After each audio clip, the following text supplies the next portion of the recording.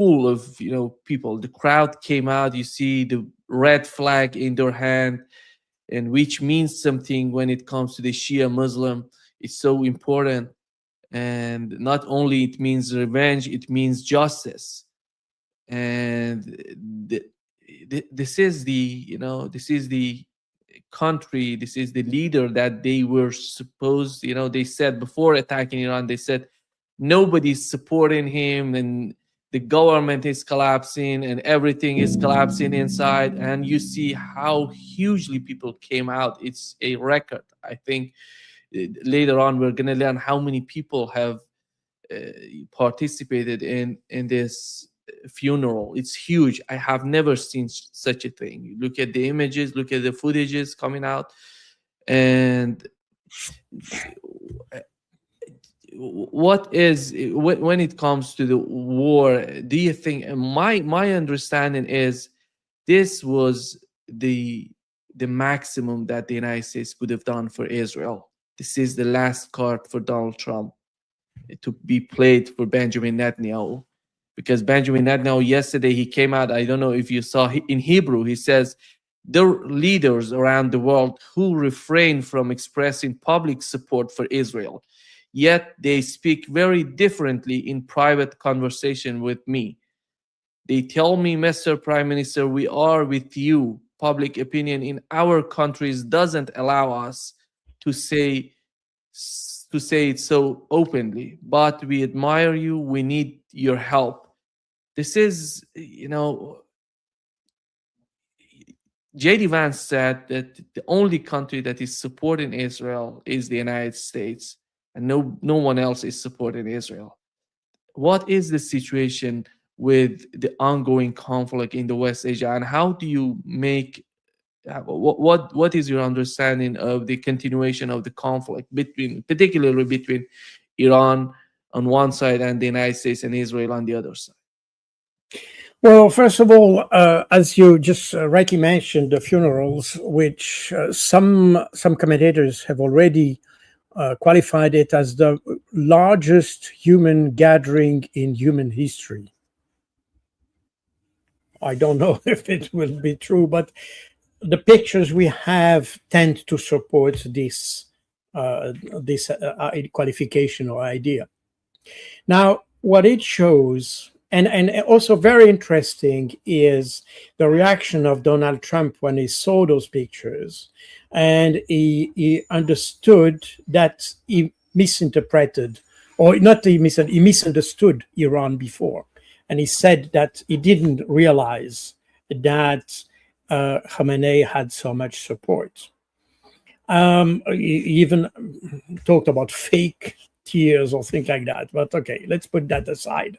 Interesting is that he realizes, after having launched a war, that the basis for his war, I mean, the lack of support from the population to the government, the fact that as soon as Israel and the US would attack Iran, that would prompt the Iranian people to topple the government, to make some kind of revolution and things like this. All that was wrong. And what we know about the assessment of the intelligence community before the war, we understand that the US intelligence community advised Trump not to start the war precisely for that reason. I mean, not because of the gathering, the funerals, but because our understanding of Iran is so biased that we cannot understand that this government can have so much support. I mean, I know many journalists here in Europe who said that the Khamenei and the government, the Mullah regime, so-called, has absolutely no support in the population, that they are waiting for any occasion to make a revolution. It was even the case on the Swiss TV, by the way. On the Swiss TV, they asked to bomb the population. They asked to bomb the population because that's what the people, they are so against Khamenei, that they would ask to be bombed. You can see the level of insanity that the RTS, that's a Swiss TV, the level of insanity they can have to ask for bombing civilians. And that, but that all comes from that picture that we had, that we have, we still have in many places, that the government has no popular support. And now we have those pictures who expose a complete different truth. And that shows that the decision made, I'm not talking about Israel because that's a case in it for itself, but in the US, the decision made by Donald Trump was not based on intelligence, but was based on perceptions. And if you look at the decision making that we're experiencing in the West in the last 30 years, is all based on perceptions and not on facts. The war in Afghanistan had no reality. I mean, there was no ground for that. And in fact, it come out to be a failure. The same in Iraq, the same in Libya, the same in Syria. We always start our wars based on perceptions and not on facts. And that gives, obviously, the media, mainstream media especially, a significant role in the decision making that we have. And that's also, that explains why, since the narrative is the keystone of our decision making, that explains why you need to sanction more and more people, because they don't reflect the mainstream thinking. And that, I think, again, I speak from my perspective as former strategic intelligence officer, where in my position, I was deeply involved in governmental decision making. And I see here that we have a degradation of the decision making processes in the whole West. And what drives policies, domestic policies, but also foreign policies, are the narrative. It's no longer the facts. And we see that when, in most cases, we see that the intelligence is no longer asked for when it comes to decision making. This is all what Macron, Keir Starmer, or whoever, what he received on his Twitter account or X account, that defines the basis for this decision, not what he receives from its intelligence. And as a matter of fact, each time we have intelligence reports, they contradict the government. And we had exactly the same thing. You may remember when we had this so-called hybrid war with the drones attacking Copenhagen and in Denmark and Norway and Belgium. All that's proved to be fake. Once you had access to intelligence report, they said that was fake. But in the meantime, decision had already been made. So when it comes to buy some additional drones or some air defense system, this is probably not very consequential. But when we have people launching a war based on its own feelings rather than a proper intelligence assessment, that shows how decision-making in the West has been corrupted. And I think that's the main lesson we should, from our side, besides the moral aspects of launching wars, bombing children, bombing schools, bombing hospitals, allowing Israelis to do the same, supporting the Israelis for doing the same, and so on and so forth. Besides this, but merely on the point of view of the decision-making, we should ask ourselves if our systems, our decision-making systems, are up to the mark. What we see On the contrary, when we look at Russia, China, Iran, and others, we see that their own decision making process is much more robust, much more based on intelligence assessment, is not impulsive, is not some guts reaction. It comes from the brain, not from the guts. And that shows, that's the reason why, by the way, these countries, the one I just mentioned, and that includes Iran, by the way, uh, that's the reason why they win. They win because their decision making is based on facts, and they know what the limits are to the situation, to their abilities, to their capabilities. And that's something that in the West has been completely be bypassed, if you want, by the narrative. We don't care what we have. We just think that we think we have it. We support Ukraine because we think we are able to do it, but we know we are not able to do it. And so, just taking the Iran as an example, it shows exactly the weakness of the West. The weakness of the West, besides other weaknesses like deindustrialization, financial economies based on financial engineering rather than manufacturing engineering, and things like that. These are also weaknesses. But I think the central weakness that we have in the West is decision making.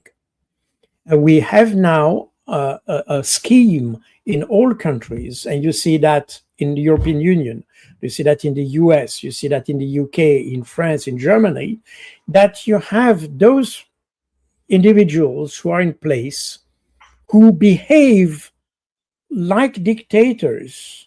That means they don't care about decision-making mechanisms that you have in any rule of law based country, because intelligence is part of the rule of law, technically speaking. But those people ignore that. They just rely on their own perception of things, exactly as we did in the 16th, 17th century in Europe. You know, this is the facts play no role. What I feel about the facts plays a role. And we have this scheme in the whole of Europe today, in the whole in the West, because that includes obviously Trump. And I think that's a structural danger that we have in Europe, a structural and systemic weakness that we have. And so that would be, we talk about the funerals. We didn't talk about the rest of the but based on that funeral, that's exactly the conclusion I take from that aspect. Hmm.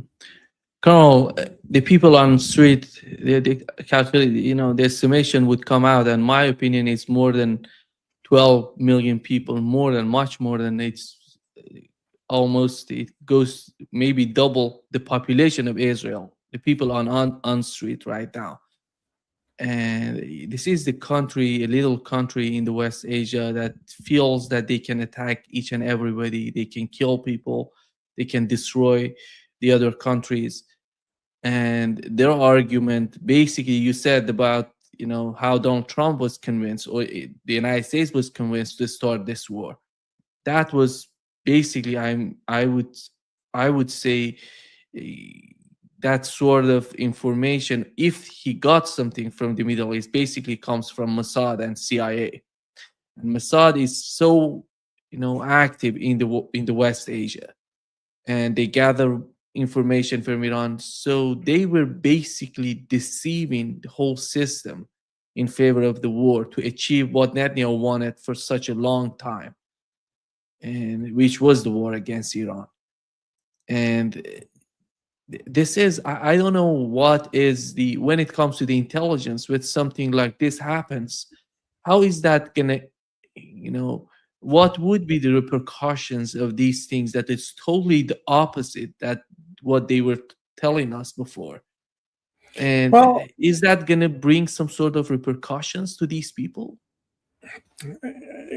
we have to understand how intelligence works. And you talk about CIA, you talk about Mossad. If you look at those who have been more critical in Israel in particular, but also in the US towards the war and about the whole thing about the nuclear bomb in Iran and things like that, those have been the more critical is the Mossad.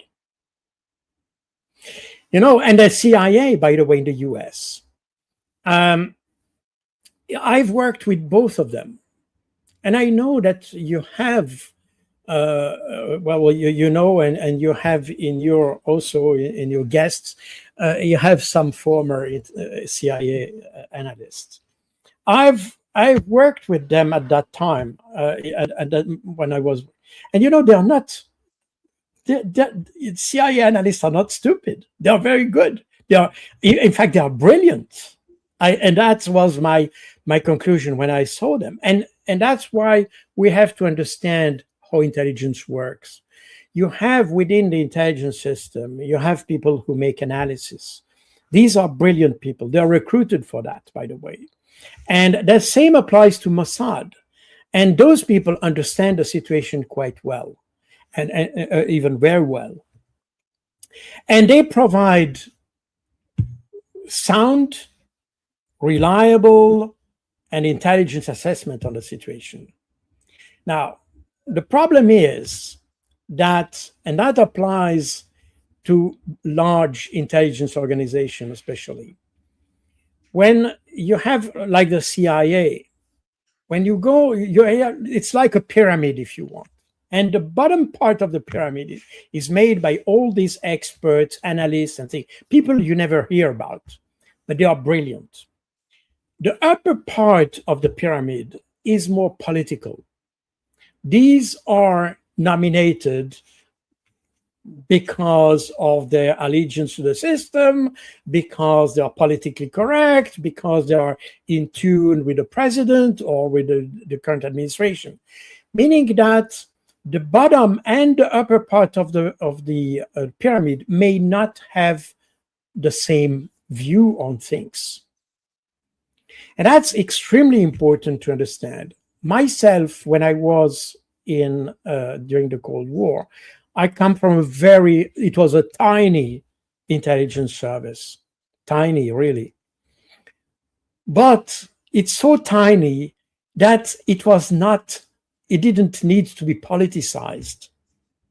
And my counterpart was probably one of the director or yes, one of the, let's put it that way, director of CIA or things like this. Not the upper one, but let's say the under.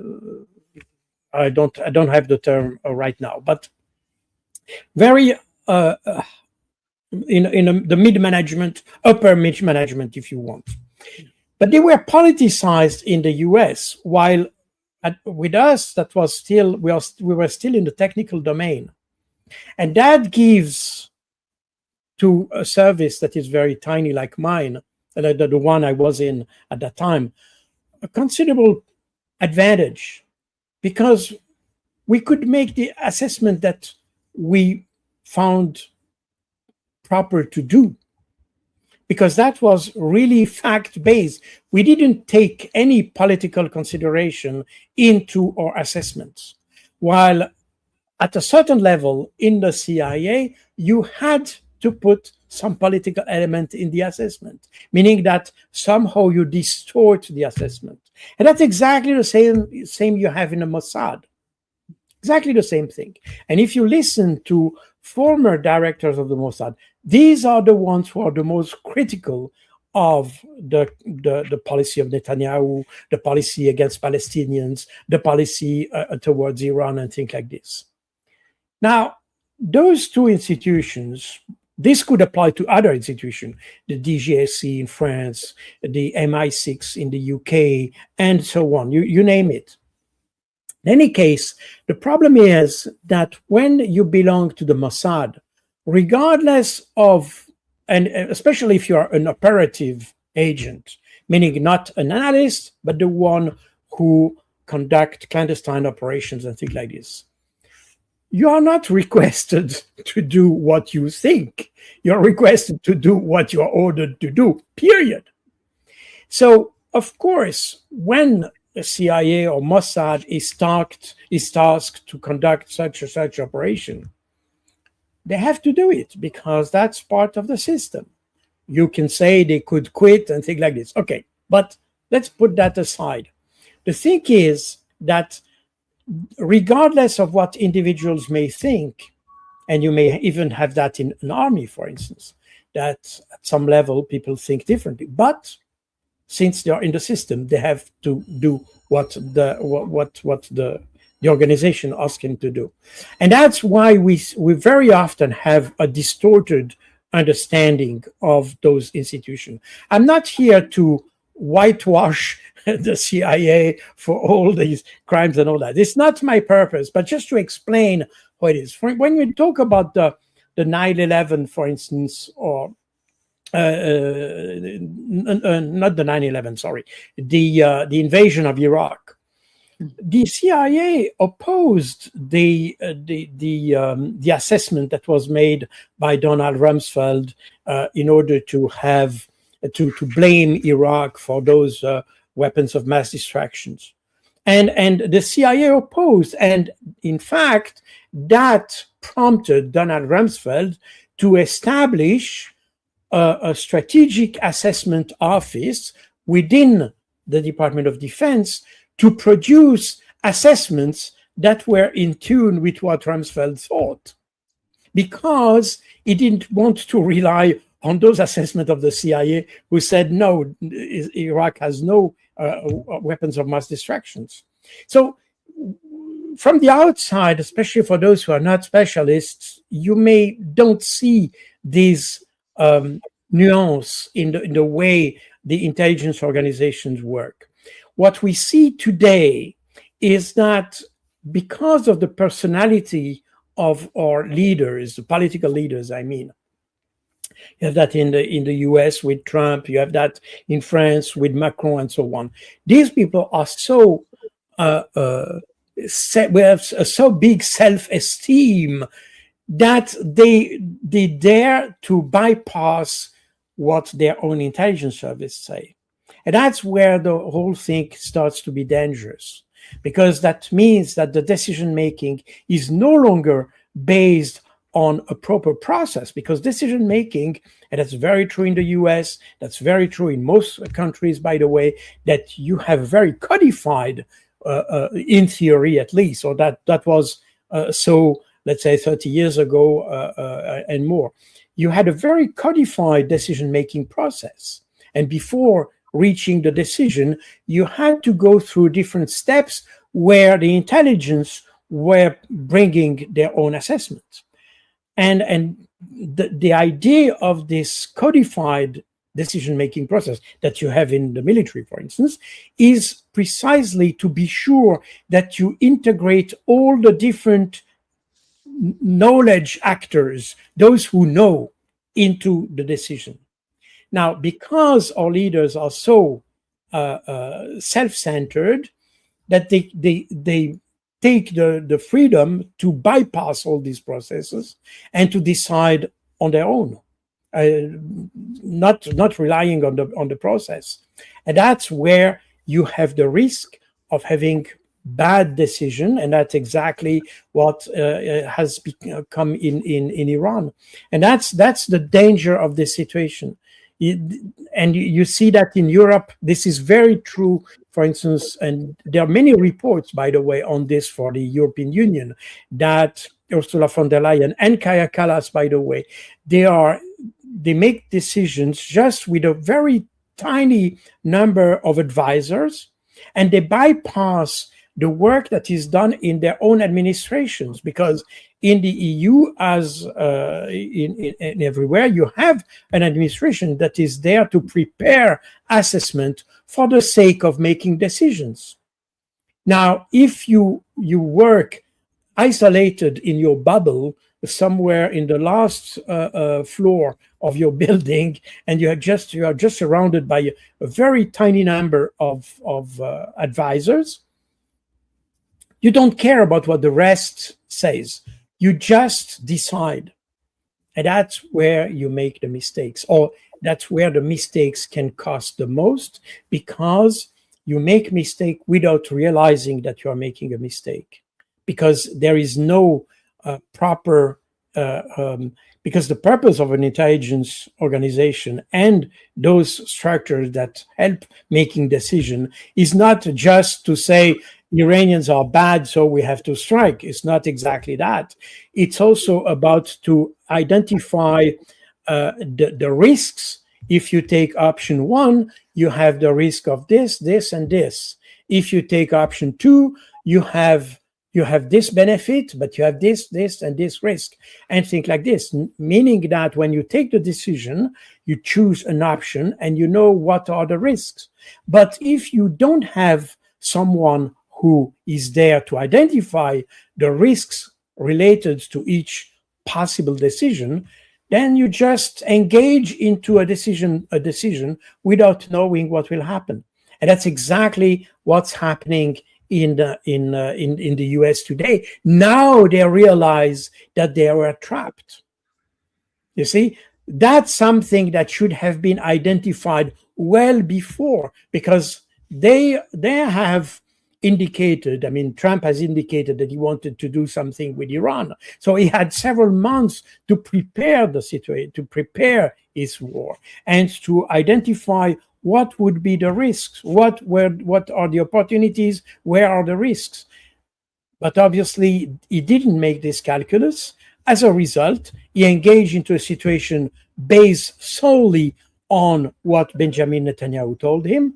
And Benjamin Netanyahu works for his own. This is not a person who works for humanity. He doesn't work for the world. He doesn't pay any attention for the Middle East. He just do things because it's not even for Israel. It's for the sake of his own skin, because if he lose power, he would be indicted or having the trial for corruption and so on and so forth. I don't know. I don't remember exactly. So meaning that he needs to have war. And therefore, that's his purpose, period. So it's not even for Israel. It's for Benjamin Netanyahu, period. So this is the danger of such situation, this inability to have a proper decision making that make proper assessment of both the opportunities and the risk in engaging in a conflict or whatever policy. And yes, that I think the one of the lessons. Another lesson I think from these funerals, and that's where you just mentioned the numbers, and you said that you had in the streets of Isfahan and Tehran and others, you have twice or three times the population of Israel. This is not, well, this is also something, obviously, but what I would pay attention to as an Israeli is the fact that you even had a Saudi delegation there. Remember that Iran and Saudi Arabia are factually at war. And nevertheless, you had a Saudi delegation attending the funerals, showing that the hate between the two countries is probably not as profound as people may think. By the way, it shows something that I've already mentioned: the maturity of this Middle Eastern polity towards the one you see in Europe, for instance. In Europe, nobody wants to talk to the Russians. Are so bad. You don't talk to Putin. You know. It's kind of a childish type of behavior. When you know they even forbid trees to be a part of contest for the nicest tree in Europe, because it's a Russian tree, so it cannot be part of the contest. That's That shows how far it goes in Europe. And now in the Middle East, you see something completely different. We are at war with the other country, but we respect the leader of that country at the same time. And therefore, we come to present respect to this person. And that goes beyond the simple, the guts here. We are not here. It's not even the brain that speaks, it's the heart. And that is something that should worry Israel, because that shows that, in fact, Iran is not the real enemy.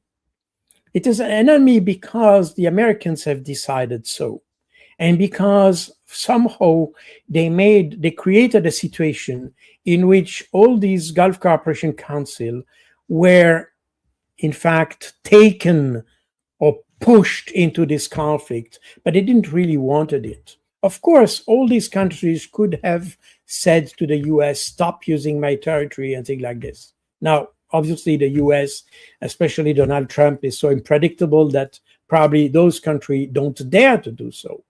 But at the same time, it shows that despite this situation, there are things that are above the missiles. There are things that are above the drones and all that. And that is the kind of thing. That's something I have mentioned several times.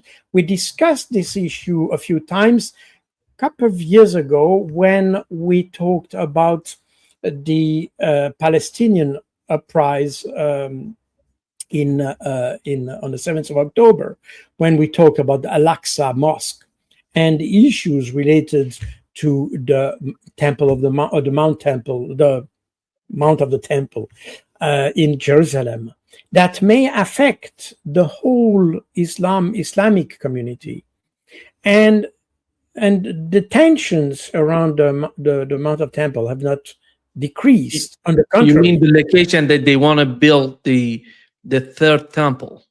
the third Temple of Solomon, correct? And these Israelis, extremist Israelis, have already said that they are ready to destroy the mosque that is there. So Al-Aqsa Mosque. And that's the reason why, by the way, the Palestinians named their operation Al-Aqsa Flood. So there's a relation here. But that shows also that Israel is now playing with fire in the Middle East. And that although today, because of the pressure exerted by the US, you have these tensions between Iran and its neighbors. But if you remove the US from the equation, you would have a much stable situation. And this situation, again, instead of prompting Israel to work much more on a diplomatic level, try to re-establish ties with all these countries, try to have a normal relationship with all its neighbors. In fact, Israel relies on the US to do the job for them. And you may remember that one of the conditions that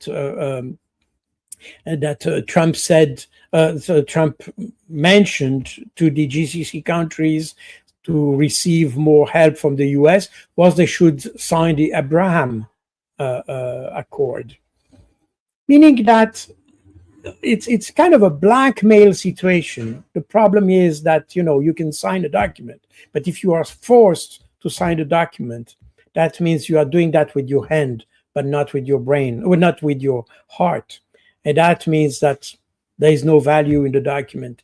And this whole aspect of the conflict that we have in the Middle East should start to be understood by the Israelis and the Americans.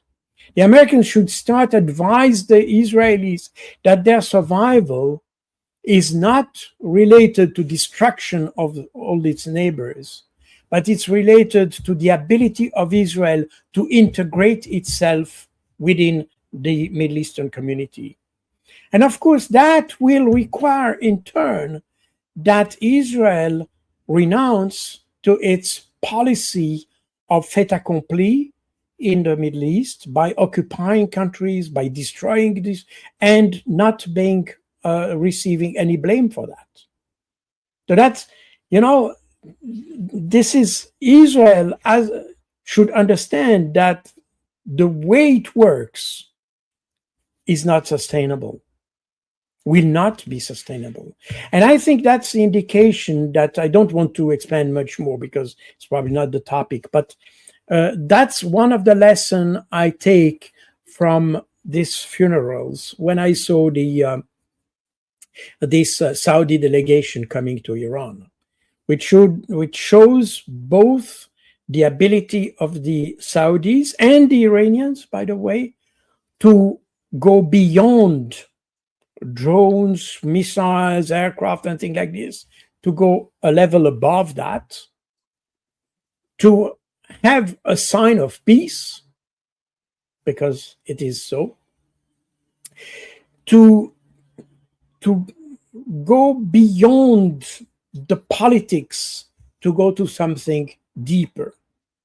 And that is, I think, the message we should, if I would, we can see the people in the street and all that we can keep in our mind for these funerals. But for myself, what I will keep in my mind for these funerals is exactly this moment, where you see that all the tensions, the regional tensions, can be left aside by people who want to talk to each other. Carol, what do you make of the behavior of the French government? On one side, you see they have been training, arming, and convincing those people in the Iraqi Kurdistan, those Kurdish groups in the Iraqi Kurdistan. And then you see when it comes to the Strait of Hormuz, you see Macron is trying to communicate with the Omani government, tries to make some sort of division between Iran and Oman. And they had a joint statement, France and the United Kingdom, joint statement about the Strait of Hormuz, and they're going to help. They're talking about the southern part of the strait to be managed by together with the Omani government, which is somehow, in my opinion, is fictional.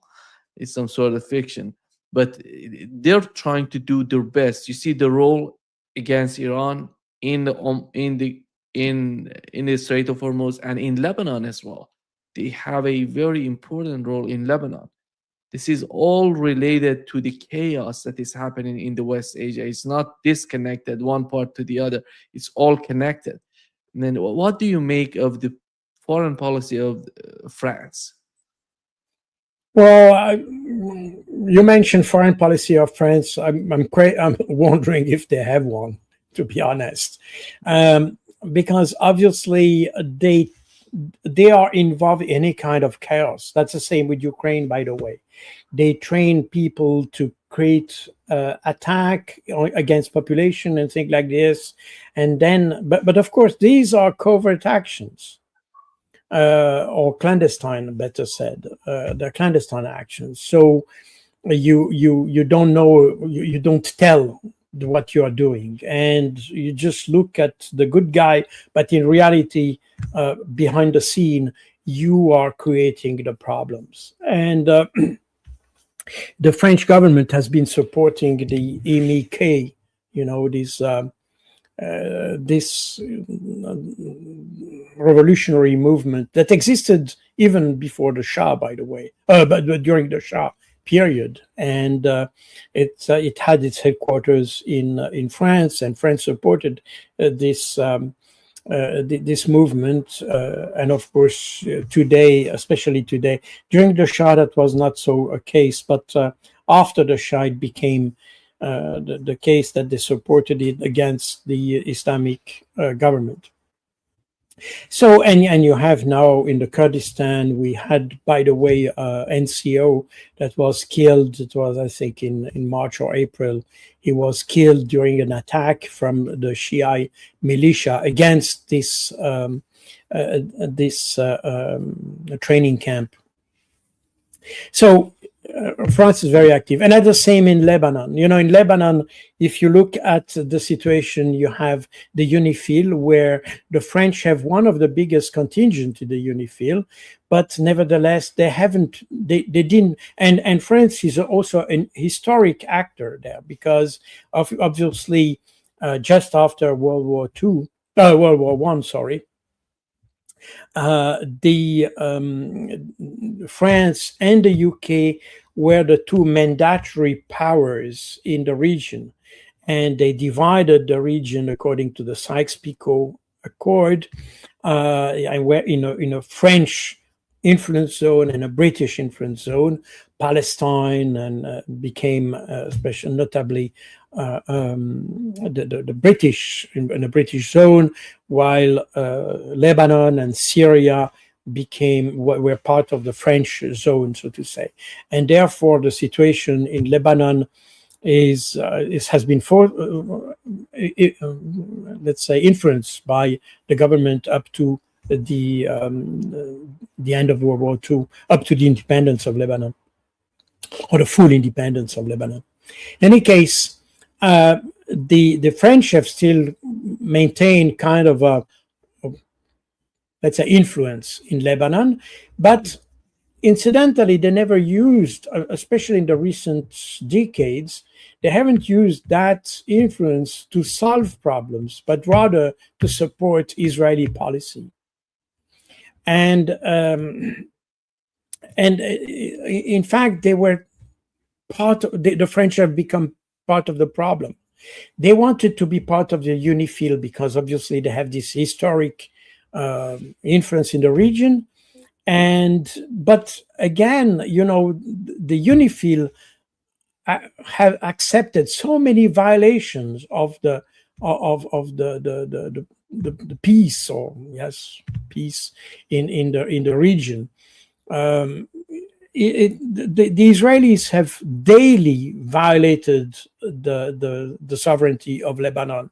Not just now. We talk about Lebanon today, but in fact, these are decades. If you look at the reports done by UNIFIL, because they are every month or 6 months, I don't remember, you have a situation report that is sent to the UN Security Council. And in these reports, you have all the violations of the ceasefire, and you see all the violations of Israel. I mean, you have thousands, literally thousands, of violations of the Lebanese airspace by the Israeli Air Force, and not just, as I said, not just now, but during the whole year. And that was before the October 2023, and this has been constantly. And the Israelis, they bomb Lebanon as if they deem that is necessary. And even if they don't, they go and they do kind of a supersonic bang just above cities, you know, just to scare population and things like. And that was reported in those UNIFIL reports. And the UN has never done anything, and France has never used its influence to solve the situation. In fact, they always have supported Israel in all that. So we have this duplicity in the French foreign policy, which is not new. It has been all in the last 50 years at least. It has been so. And today, the problem is they are not credible enough to be a problem solver. You know, what is the French diplomacy today? Nobody talks about it. I mean, when you have a problem in the Middle East, people talk to the US, but never to France. It has completely lost any credibility there. So and that reflects, by the way, also the lack or the loss of influence of the Europeans in the region. This has become a backyard, not a backyard because they already have South America's backyard, the US, but it has been the second backyard of the US to some extent. The Europeans have no word to say in this region. We may expect with the BRICS, with China, with Russia, to have other superpowers who have some influence.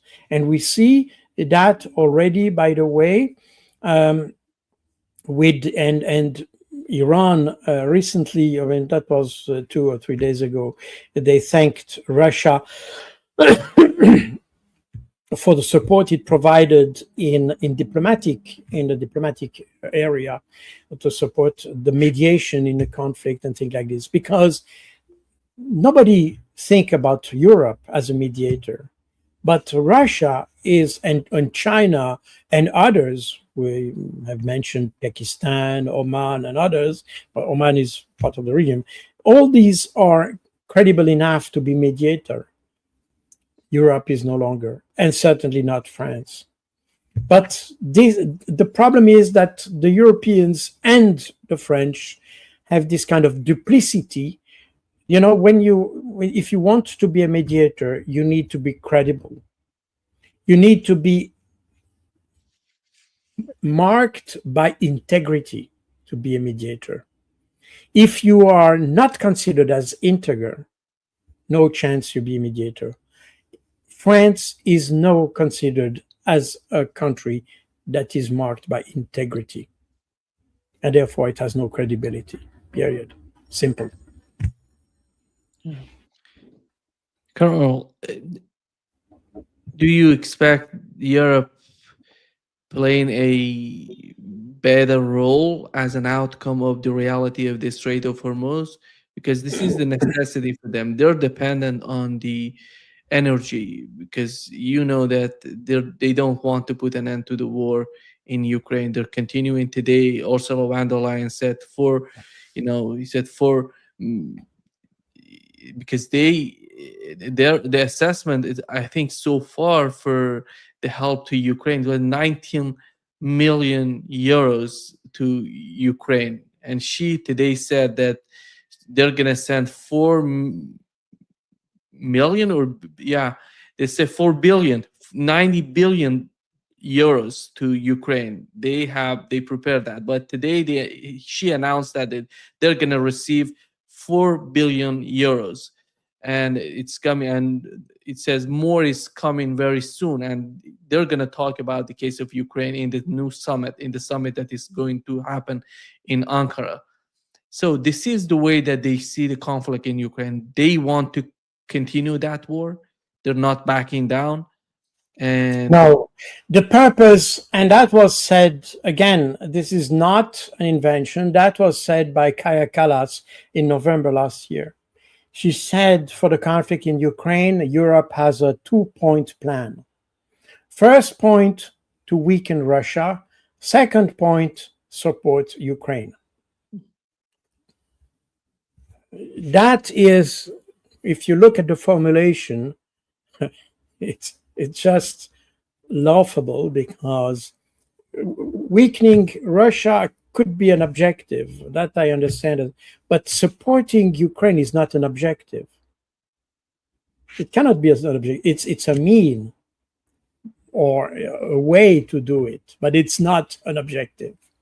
Anyway, so that's what the EU wants. Now, when you talk about 90 billion euros, that was decided in May, and that will be for 2 years.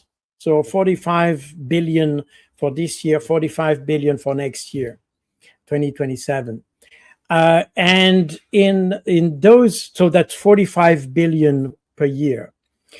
And 2/3 of this, that means 30 billion, in fact, goes straight to the European military industrial complex. it's to buy or to produce drones for Ukraine.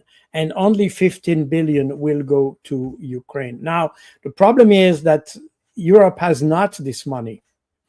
It has to be it has to be loaned. So that means that today they have provided a few part payment, if you want, to Ukraine. Now there are different things here. You have these Aren't they using the Russian frozen assets or the no, interest of? no, they are not. Well, the interest, yes, but not the frozen assets, because again, the Belgium refused that, because most of these frozen assets are in Belgium, and it's illegal to do that. And therefore, if it happened that Russia, for some reason, wins the war, whatever you can say, whatever reason, or even a court decision to give back those frozen assets, that would come on the shoulder of Belgium. And therefore, the prime minister said, no way, we are not going this risk, because taking this money is illegal. So these 90 billion don't come from the frozen asset. It comes from loans that were created, or that should be created, by the European Union to gather that money. Now, they haven't gathered the whole money, therefore they can do only part payment to Ukraine. But it's not only the only thing. In addition to that, in mid-June, Ukraine asked for additional 20 billion euros, because of obviously what the European have granted is not enough. And in the end of June, they asked additional 6.6 billion euros from the Peace Fund of Europe to fund the to help funding the Ukraine. I mean, Ukraine is bankrupt. We have to understand they have no money. And now we have discovered, so tomorrow on the 7th of July, the NATO summit in Ankara will start. And I have been in NATO for 5 years, and I remember that when you have those summits, you draft the final declaration before the summit. In reality, we know more or less what will be discussed. We understand what is the position of each actor. So there is the final declaration is drafted even before the summit has even started. And then during the summit, you may have minor changes. And so the final declaration can be published at the very end of the summit. That's a rationale under the process. Now, in the current draft that has been leaked a couple of days ago, it shows that the NATO will pledge to provide Ukraine with 70 billion, additional 70 billion to Ukraine. And, and by the way, that 90 billion euros. Well, the 90 billion, it's Europe. This is European Union, okay? The 20 additional billion that Zelensky asked for is also European Union, and the 6.6 billion is the peace fund of the European Union. All that is European Union. Now the NATO and NATO members, who by the way are the same countries, by the way. Now NATO pledged $70 billion for supporting Ukraine.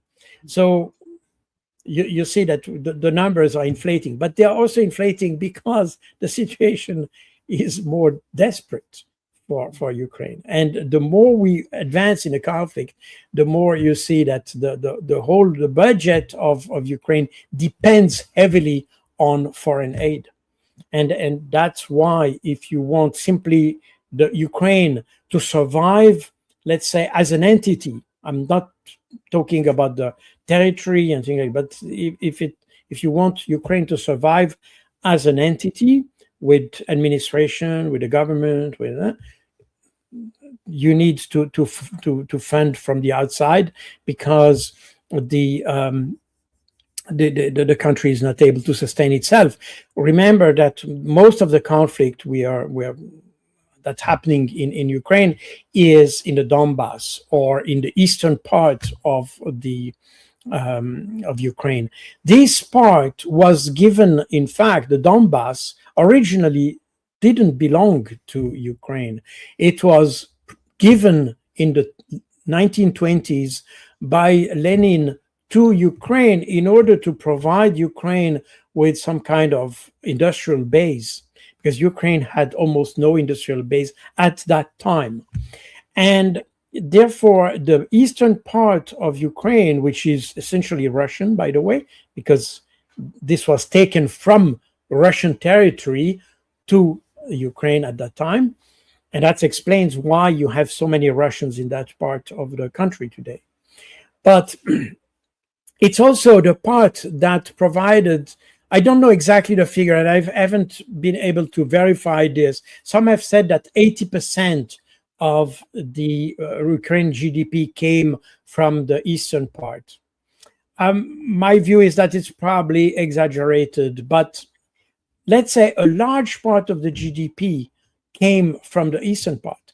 This eastern part is currently either at war under Russian rule, meaning that Ukraine has no benefit from that. As a result, this is a loss that needs to be compensated otherwise, and that's the reason why Zelensky relies on the foreign aid to make the country running, but also to wage the war, because war is an additional cost, obviously.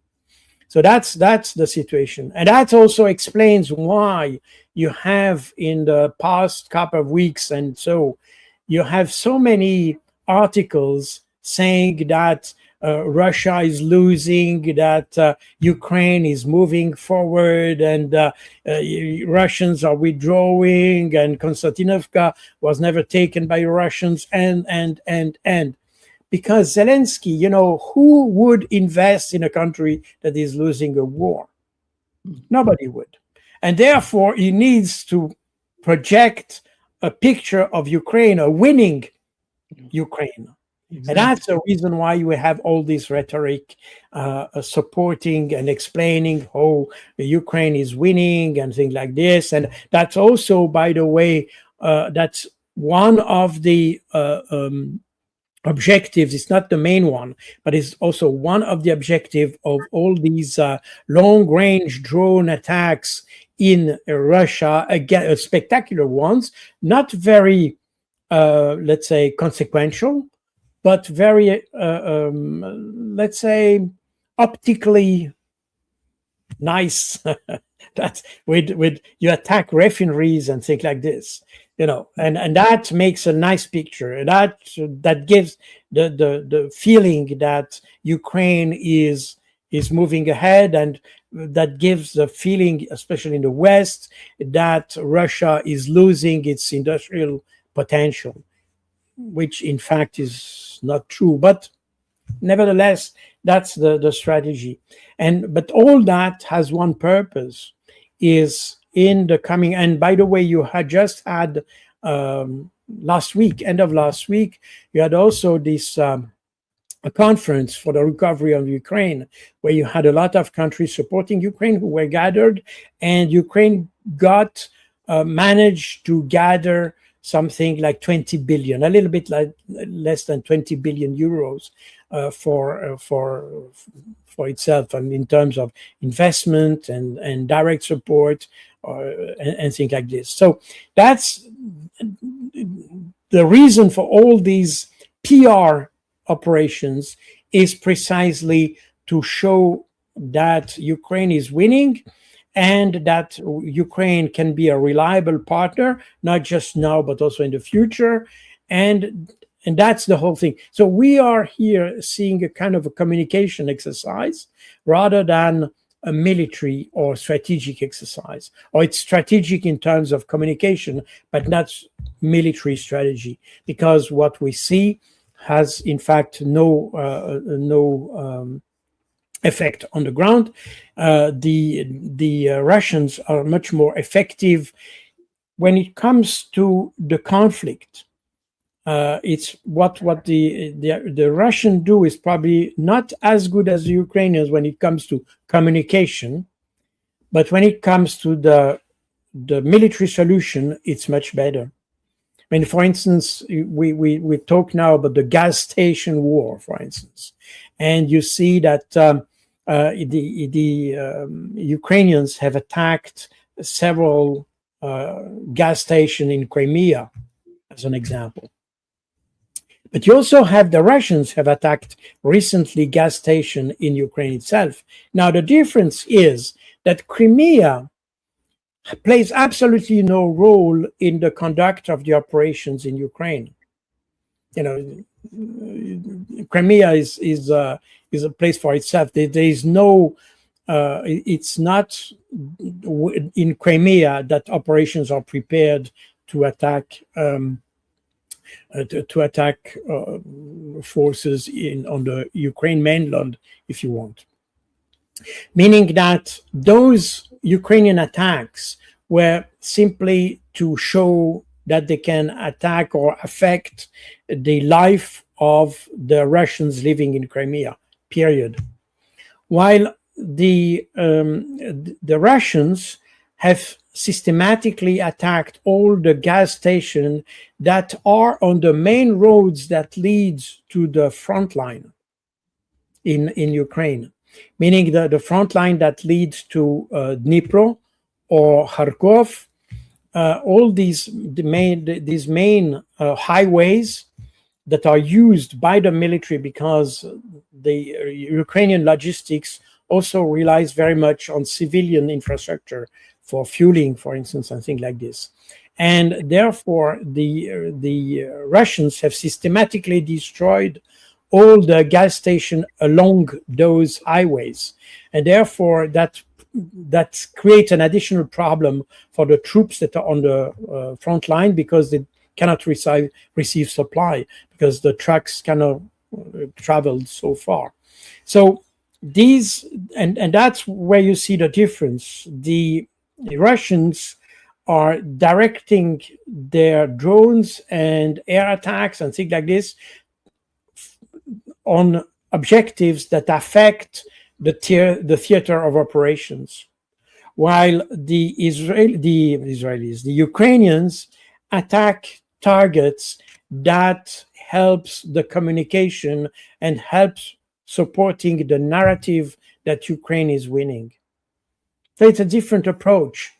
And the reality is that, I mean, the result of all that is that Ukrainians have a better image, if you want, in the West because of what I said, while the Russians have better results on the field.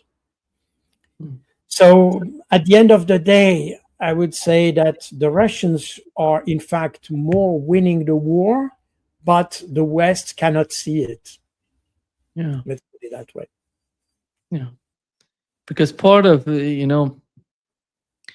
the rhetoric in the United States basically is the war in the West Asia was lost, then let's support Ukraine because Ukraine is just doing great on the battlefield right now. No, it's not. It's not. And even the chief of the army, the ground forces, recently asked. I mean, he questioned, and I was even in the Ukrainian media, by the way. He questioned whether Ukraine could have enough soldiers to continue the war. So this is a reality. I mean, they are facing huge personal problems, but not just that. They have problem the whole logistics. And we see that, in fact, and that's the reason why the Russians eventually can got Liman, Konstantinovka, and so on and so forth, because these troops cannot be sustained from the rear, because the logistics is just blocked by the Russian drones, and that you don't have the same thing on the other side, because of the density of the anti-drone, anti-aircraft capacities of the Russians on the theater of operation. The Ukrainians have problems addressing tactical operational objectives. It's easier, and that's kind of a paradox, but it's easier for the Ukrainians to attack targets in the depth of Russia than to attack objectives in the tactical operational depth of Ukraine, of the Russian forces in Ukraine. Because if Russia is an enormous country, and you cannot have the same density of protection on this whole territory than you can have on a relatively small territory that is the eastern part of Ukraine. As a result, as I said, it's easier to attack the depth, provided you have drones that have the endurance to do so. But it's easier to attack objectives in the depth of Russia than to attack Russian forces in Ukraine. And that's the reason why, as I told you, at the end, it supports the narrative